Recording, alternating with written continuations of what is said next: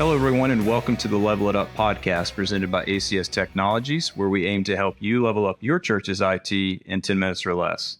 Today, we are joining Kevin Brunson, who is a very special guest to the show. He's also a team member of mine, and we're going to be talking about the top 3 IT challenges that the church faces today.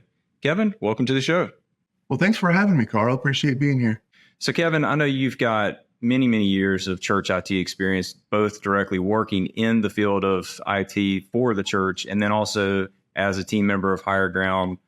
Tell us, what are some of the big struggles that the church faces today regarding their IT?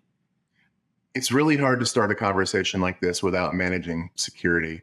Certainly, ransomware is the thing that gets the most news. You see that every day about another organization being hit, and sometimes costing tens, hundreds of thousands, or even millions of dollars, depending on the size of the organization. We've definitely seen churches hit by that. We've come in and helped people recover. Sometimes it's a fairly easy recovery because they've got great backups. Sometimes they end up having to pay the ransom, which never feels good. And sometimes it's just a loss. There's just nothing they can do except sort of start over. And it breaks your heart, but it's just the way it is. A great way to avoid that is just proper preparation, making sure you're ready for things like that. Things like backups, things like endpoint security. Certainly when you've got endpoint security, you've also got to have someone watching it, which is a giant hole that a lot of places have. They'll install the antivirus that they got from somewhere, and they think it's just enough to have.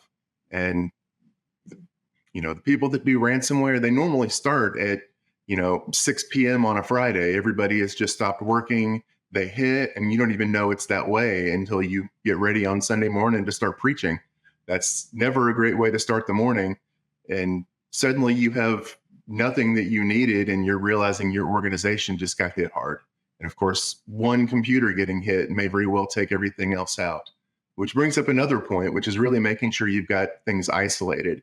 Churches have, just about every church in the country now probably has some form of guest wireless. People come into their network. They come Sunday morning, they expect to be able to get on the internet. They expect to be able to connect to some sort of wireless so they can get on and see the pastor's notes on an application or on the church's website. They want to be able to do giving. So all of those things are very important. But when you've got computers that aren't even yours, cell phones that aren't even yours, coming into your building, you want to make sure that those guys have zero way of impacting the rest of your network. So having a wireless system that supports that is really great. In order to be able to do that, you need to have some sort of firewall that will help protect your network as well, both from external threats and from things that are on the inside of your network. It's a tough stance to take because, the church wants to provide access to the internet, obviously, for congregants and for guests. But you also have to really take the stance of zero trust in a lot of cases, because you can't just openly accept devices onto your staff network. You don't know the risks they pose. They're external devices in many cases. So, you really have to take that hard stance and do what's best to protect the church's network and the church people's information, right? Absolutely. Volunteers, that's another, way that a lot of times we see stuff come in. A volunteer brings their own computer to help manage the AV system, or even they're just going to, help count money and they need Excel running on something. They bring their computer in. It spreads something to the rest of your network, and suddenly you're hit and you're in a recovery situation, which, what do you do when you're in a situation like that? There's a lot of steps you have to go to make sure that you're protected as much as possible when the things go wrong. So at that point, obviously, you hope you have good backups. You hope someone has been paying attention to your backups to make sure you've got a way forward. And certainly, responding to an attack like that is something you have to have some expertise in. That's not something that you just try to do on your own. Maybe law enforcement. It may be a company like us. There's something you should do besides just try to wing it.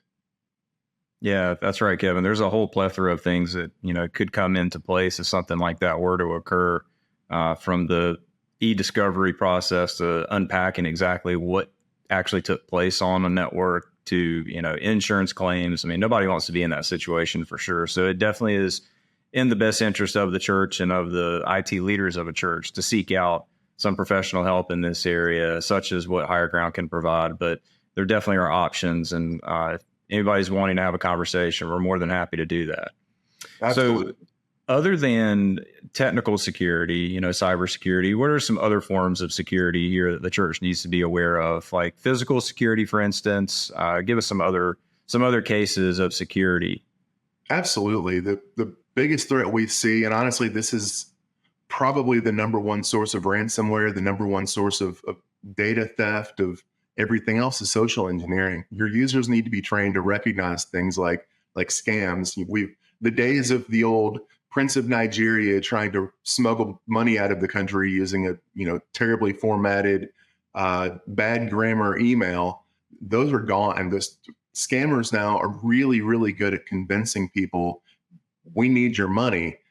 They'll study the person's online profile. They'll find just the right person, and maybe the pastor's secretary that they know they can sort of twist those heartstrings a little bit. It may be the missions pastor. We've seen some churches get hit because someone contacted the church pretending to be a missionary they know the church supports and talking about how desperately they need funds. And at that point, depending on your response, they may know they have you on the hook very, very early, and they'll start finding ways to get more and more money out of you. And we've heard churches that got hit for tens of thousands of dollars because someone felt the urgency and was trying to respond as quickly as possible without thinking about it. If your users are trained to recognize those kinds of things, it may save you from a ton of financial loss. We've also seen people go after accounting to say, the money for payroll didn't come through today. We need to have that money right now. Can you send us an ACH to the bank so that we can make sure payroll goes out? And they include, here's the bank account information you need to send. The person is so frantic to make sure the money gets to the bank to clear for payroll that they don't check to make sure the account information is correct. And they end up sending money overseas somewhere to some criminal organization. Those things are way too common, and user training can definitely help prevent that.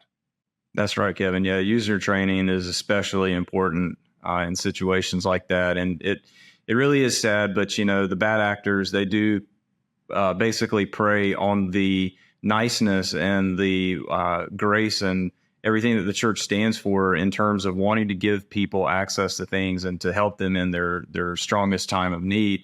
They use that as a weakness to really seek out those opportunities to make financial gains in some cases, like you mentioned. I've heard of those stories as well, and it's really unfortunate, but it does occur. Kevin, thank you so much for your time today. Really appreciate it. And do you have an idea as a listener for a future episode? Well, if you do, we certainly want to hear from you. Be sure to drop us an email at levelitup@acst.com. Till next time, see ya. Thanks for watching Level It Up by ACS Technologies. And remember, Higher Ground can fully manage every IT need you have. Security, telephones, computers, network, software, you name it. We can help you level it up. Join us next time on Level It Up by ACS Technologies.